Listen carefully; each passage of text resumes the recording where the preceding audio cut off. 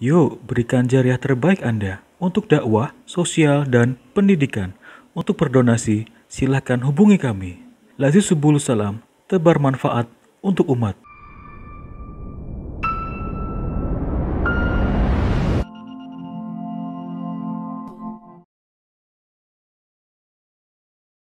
Nafkah itu bukan uang belanja.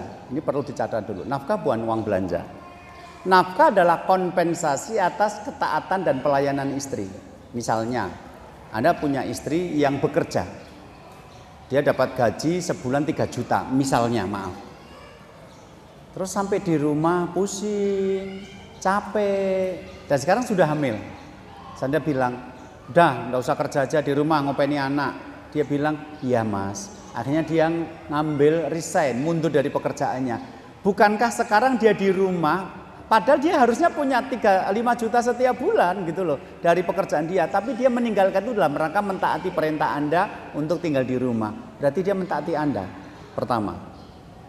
Yang kedua, dia melayani Anda. Bikinkan minum, bikinkan makan, bersihkan rumah, ngepel lantai, ganti spray, ngajari anak-anak, ngantar anak sekolah, termasuk Anda tiduri nanti malam. Nah, pelayanan ini itu ada harganya. Nafkah itu untuk mengganti itu, untuk mengganti ketaatan dan pelayanan istri itu.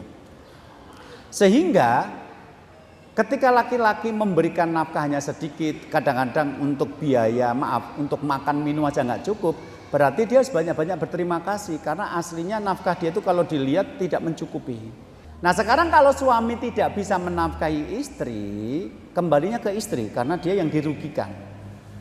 Kalau suami tidak menafkahi karena kendala syar'i, misalnya suami sakit atau di penjara, atau mungkin suami baru saja di PHK, tapi dalam kondisi normal dia memberikan nafkah kepada istri, tentu saja istri bisa memaafkan kondisi-kondisi seperti ini. Tapi kalau suami itu nggak ngasih nafkah karena males, ya tentu saja istri harus protes karena itu mendolimi. Jadi lihat dulu kasus laki-laki tidak memberikan nafkah itu nanti kasusnya banyak. Dilihat dulu seperti apa.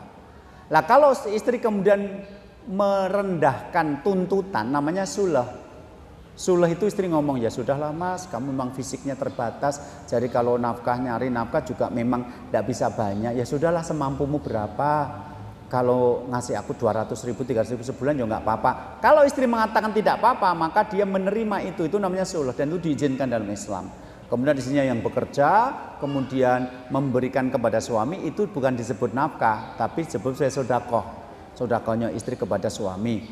Tetapi istri yang sulah seperti ini, tantangannya adalah bagaimana dia tetap menghargai suami, menempatkan sebagai pemimpin meskipun secara ekonomi dia lebih banyak dari suaminya.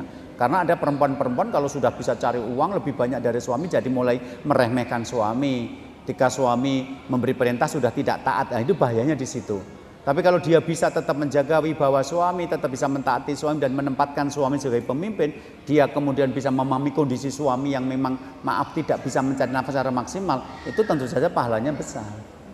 Nah, dalam kondisi ini istri yang bertanya pada diri sendiri, dia akan memilih sulah, membebaskan suami dari kewajiban memberikan nafkah, atau dia akan memilih bercerai. Kenapa? Karena tidak dinafkahi itu terdolimi sebenarnya. Kembali ke dia. Ada istri-istri yang memilih berpisah, ada istri-istri yang memilih tetap bertahan, tergantung, termasuk dia yang paham suaminya seperti apa. Jadi dalam Islam pilihan-pilihan itu banyak, tinggal nanti milih yang mana, tapi beda pilihan, beda konsekuensi. Jadi kalau saya lihatnya pada suami tidak memberikan nafkah itu baru saja atau sejak pengantin baru. Kalau sejak pengantin baru berarti akhlaknya buruk. Tapi mungkin dia pernah berusaha ngasih nafkah, beli rumah, terus sekarang usahanya hancur karena lockdown. Mosok ya Anda minta cerai? Kan bisa saja memberi kesempatan suami untuk bangkit lagi, nah sampai dia ketemu pekerjaan yang layak, ya Anda sabar dengan yang ada. Misalnya begitu. Maka sekali lagi, membahas tema keluarga di forum-forum seperti ini tetap tidak akan selesai. Mesti ada banyak yang tidak bisa ditanyakan gitu loh. Suamimu tidak ngasih nafkah itu baru 1 tahun setelah lockdown ini atau sejak pengantin baru? Nek sejak pengantin baru tinggalno kaya ngono menungso kaya ngono mbok openi gitu loh. Tapi kalau dia pernah bertanggung jawab, dia pernah bekerja, terus sekarang karena satu dan lain hal tidak bisa bekerja. Ya kamu harus memaklumi, kamu bisa jual mobil, kamu bisa jual rumah. Ini kan juga suami dulu yang beli. Untuk makan kan nggak masalah. Beli jual rumah yang besar, ganti rumah yang kecil, mobilnya dijual sekarang pakai sepeda motor dulu. Sampai nanti suami pulih lagi gitu loh. Tapi kan ada laki-laki yang terhalang untuk bekerja. Dia jadi DPO misalnya, dia terpenjara atau dia sakit nggak sembuh-sembuh. Jadi nggak sama, laki-laki tidak memberikan nafkah itu nggak sama jawabannya. Tergantung tidak memberikan nafkahnya kenapa, itu dimulai dari awal pernikahan atau baru saja. Ketika nanti dia sehat seperti apa, baru nanti kita bisa jawab. Itu uniknya masalah rumah tangga. Tidak bisa dua pertanyaan sepertinya mirip tapi jawabannya sama, nggak bisa Pak. Harus dilacak dulu variabel-variabelnya, baru nanti ketemu jawaban yang tepat.